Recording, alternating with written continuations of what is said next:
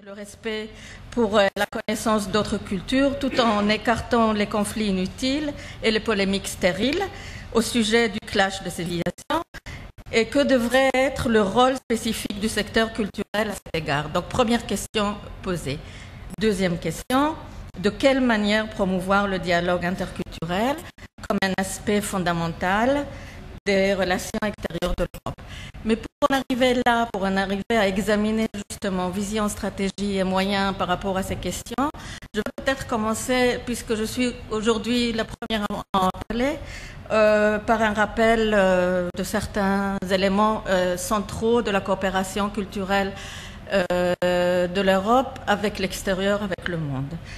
Donc, tout d'abord, il faut insister sur le fait qu'il a fallu attendre 30 ans que l'Union européenne se voit enfin dotée d'une compétence culturelle. Donc, jusqu'au traité de Maastricht en 1993 et plus tard le traité d'Amsterdam, donc l'article 128 du traité de Maastricht et celui 151 du traité d'Amsterdam introduisent en fait cette compétence de l'Union européenne par rapport à la culture. Ce qui est important à retenir par rapport aux relations extérieures dans ce contexte sont deux éléments. Le premier, l'élément du mainstreaming, donc l'obligation d'injecter le contenu culturel dans tout programme communautaire ou toute politique communautaire, donc les relations extérieures. Et deuxièmement, qu'on insiste sur l'importance, donc par exemple l'article 12, on insiste sur l'importance que l'action culturelle de l'Europe contribue à mieux faire connaître à l'échelle mondiale la richesse et la diversité de la culture européenne. Donc on insiste aussi que l'Europe a besoin de coopérer avec le monde justement pour son propre rayonnement et pour pratiquer le dialogue culturel ou interculturel. Donc d'emblée, nous avons deux principes énoncés au sein de deux traités, d'autres communications de la Commission européenne qui sont importants pour notre discussion aujourd'hui, à savoir le rayonnement culturel de l'Europe dans le monde et puis après le dialogue interculturel avec des cultures non européennes. Alors, par conséquent, notre discussion plus tard devrait se porter peut-être sur la notion du dialogue interculturel. Est-ce que nous devons le considérer comme un objectif en soi ou plutôt comme un processus, comme un outil? Donc, comment on se pose par rapport à ceci dans le cadre de relations extérieures? J'aimerais ici amener une définition qui est importante, qui est celle du Conseil de l'Europe et le panel d'experts qui effectue en ce moment, qui complète en ce moment une étude pour le compte de la Commission européenne sur les politiques nationales du dialogue interculturel dans lequel aussi je siège. Et ce rapport sera présenté lors de l'inauguration de l'année 2008 à Ljubljana en Slovénie.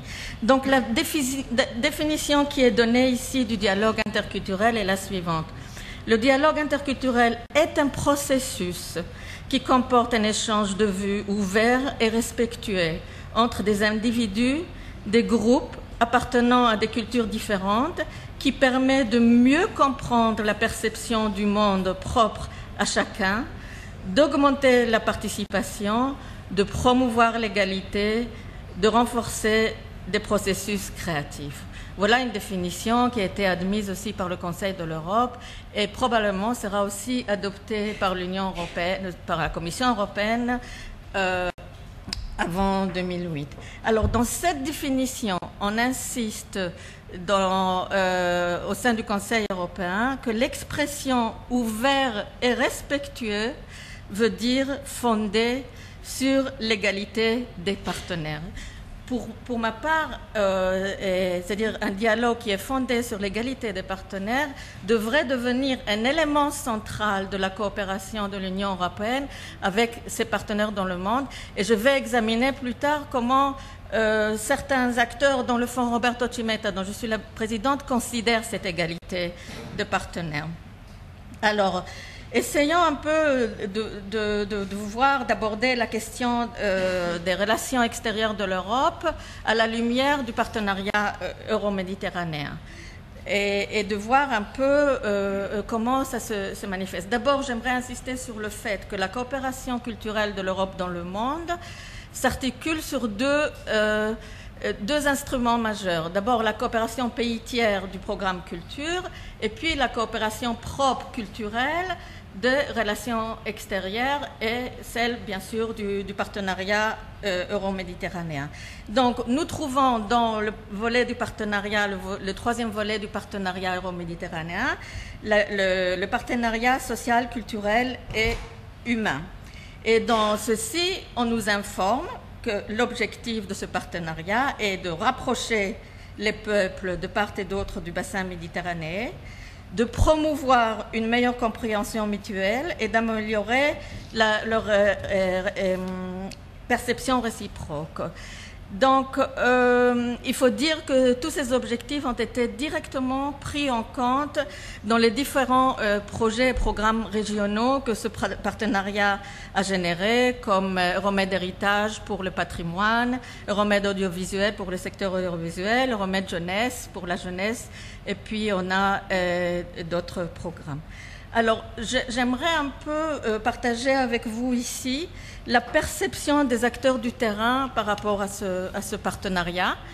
Le Fonds Roberto Cimetta a organisé en 2006 les assises de la mobilité en Méditerranée à Fès, mais il y a eu aussi d'autres occasions, comme l'atelier culture à Paris en septembre 2006 et le Forum civil Euromède à Marrakech aussi novembre 2006, où on a évoqué justement la coopération culturelle et l'investissement de l'Europe dans la Méditerranée et sa contribution donc par les différents programmes au volet social et culturel.